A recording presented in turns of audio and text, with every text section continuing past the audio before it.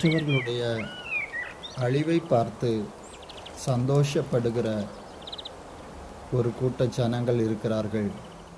தொடர்ந்து கேளுங்கள். இது விசுவாச ஜெப வீடு வழங்கும் காலை தியானம். ஆம் பிரியமான தேவ பிள்ளையே, இந்த உலகத்திலே ஜனங்கள்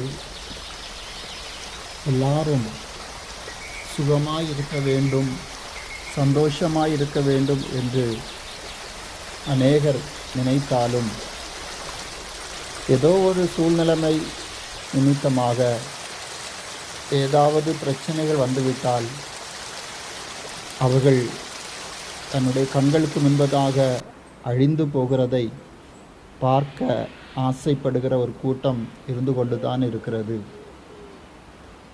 வேதத்திலே யோனாவின் புஸ்தகம் 4வது அதிகாரம் அதனுடைய 6வது வசனத்தை வாசிக்கும்போது, யோனாவினுடைய தலைமேல் நிழலுண்டாகவும்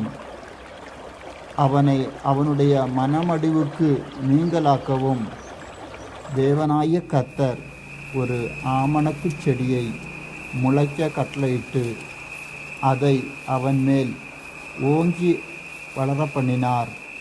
அந்த ஆமணக்கின் மேல் யோனா மிகவும் சந்தோஷப்பட்டான். இந்த வசனங்களை தொடர்ந்து படிக்கும்போது யோனா நினிவேக்கு கடந்து வந்தான். ஆண்டவர் அவனோடு சொன்ன வார்த்தைகளை எல்லாம் நினிவே ஜனங்களுக்கு அவன் அறிவித்தான். அறிவித்துவிட்டு அவன் யோனா அந்த ஜனங்களுடையதான ரட்சிப்பை அவன் எதிர்பார்க்கவில்லை. வேதம் சொல்லுகிறது, அவன் அந்த ஜனங்களுடையதான அழிவை பார்க்கும்படியாக அவன் உட்கார்ந்திருக்கிறான். ஆம் பிரியமான தேவனுடைய பிள்ளையே, நம்முடைய வாழ்க்கையிலும் கூட பல வேளைகளிலே நாமும் இப்படித்தான் நினைக்கிறோம். சில சந்தர்ப்ப சூழ்நிலைகள் வரும் பொழுது மற்றவர்கள் அழிவை நான் பார்க்க வேண்டும் என்று சொல்லி ஆசைப்படுகிற அநேகர் உண்டு. வேதத்திலே சொல்லப்படுகிறது, நகரத்திற்கு சம்பவிக்க போகிறதை தான் பார்க்கும் மட்டும் அதன் கீழ் நிழலில் உட்கார்ந்திருந்தான் என்று சொல்லப்படுகிறது. நினிவே கவிழ்க்கப்பட போகிறது என்பதை ஆண்டவர் யோனாவுக்கு அறிவித்து, யோனா நினிவே தேசம் எல்லாம் அறிவித்து விட்டான். இப்போது எப்பவும் யோனா அந்த நினிவேக்குள்ளாக கடந்து போனானோ, அவனுடைய உள்ளத்தில் ஒரு எண்ணம் இருந்தது, நான் சொல்கிறதான அந்த வார்த்தைகள் அப்படியே நிறைவேற வேண்டும் என்று. அதே போல் அவன் சொன்ன வார்த்தைகள் நிறைவேறும்படியாக அந்த நகரம் எப்பொழுது அழியும் என்பதை பார்க்க அவன் வாஞ்சையாய் ஒரு இடத்துல உட்கார்ந்து பார்த்து கொண்டே இருக்கிறான். ஆம் பிரியமான தேவனுடைய பிள்ளையே, அவனுடையதான தலைக்கு மேல் வளர்ந்த ஆமணக்கு நிமித்தம் அவன் சந்தோஷப்பட்டு ஒரு குளிர்ச்சியான ஒரு சூழ்நிலைமை அவனுடைய வாழ்க்கையில் உருவான போது அவன் மிகுந்த சந்தோஷத்தோடு அழிவை பார்ப்பதற்காக அவன் காத்திருக்கிற ஒரு சூழ்நிலைமையை காணப்படுகிறது. இன்றைக்கு அநேகர் இப்படித்தான். நம்முடைய வாழ்க்கையும் ஒரு ஆமணக்கு செடி போன்றது என்பதை அறியாதபடி அநேகர் பிறருடையதான அழிவை எதிர்பார்த்து கொண்டிருக்கிறார்கள். நாம் வாழ்கிறதான வாழ்க்கை ஆமணக்கு செடி நிழலிலே இருக்கிறது போன்று நாம் வாழ்ந்து கொண்டிருக்கிறோம். இந்த ஆமணக்கு செடி குறித்து நாம் படிக்க வேண்டுமானால், மற்ற மரங்களைப் போல உறுதியான மரம் அல்ல இந்த ஆமணக்கு. மற்ற செடிகளைப் போல உறுதியானதல்ல இந்த ஆமணக்கு. இந்த ஆமணக்குக்கு மற்ற மரங்களைப் போல வேர் மண்ணுக்கடியிலே மிகவும் ஆழமாய் போகாது. இதனுடைய வேர்கள் எல்லாம் பக்கவாட்டில் தான் இருக்கும். அதனால் எவ்வளவு சிறிய நபராக இருந்தாலும் இந்த ஆமணக்கு செடியை பிடித்து வளைக்கும் என்பதாக இது ஒடிந்துவிடும். இதை போல தான் நம்முடைய வாழ்க்கையும். இந்த உலக வாழ்க்கையில் மனிதன் நான் அப்படி இருக்கிறேன் இப்படி இருக்கிறேன் என்று சொல்லி மிகவும் அதிகமாய் அவன் பெருமை பாராட்டுகிறான். ஆனால் அவனுடைய வாழ்க்கை ஒரு ஆமணக்கு போன்றது என்பதை மறந்து அவன் அழிவை தேடிக்கொண்டிருக்கிறான்.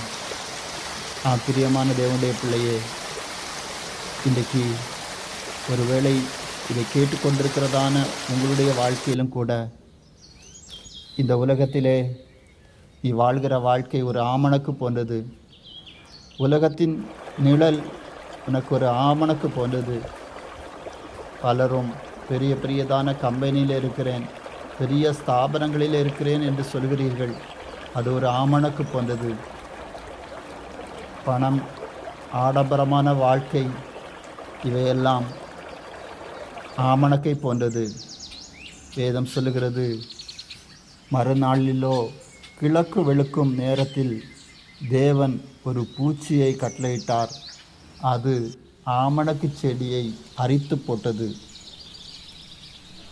நம்முடைய வாழ்க்கையும் தற்காலிகமானது.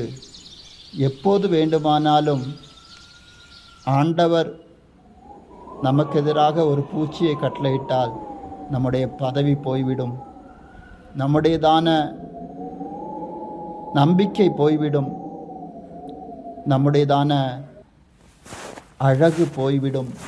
எதெல்லாம் உலகத்திலிருந்து எதிர்பார்த்தோமோ அதெல்லாம் நம்மை விட்டு போய்விடும்.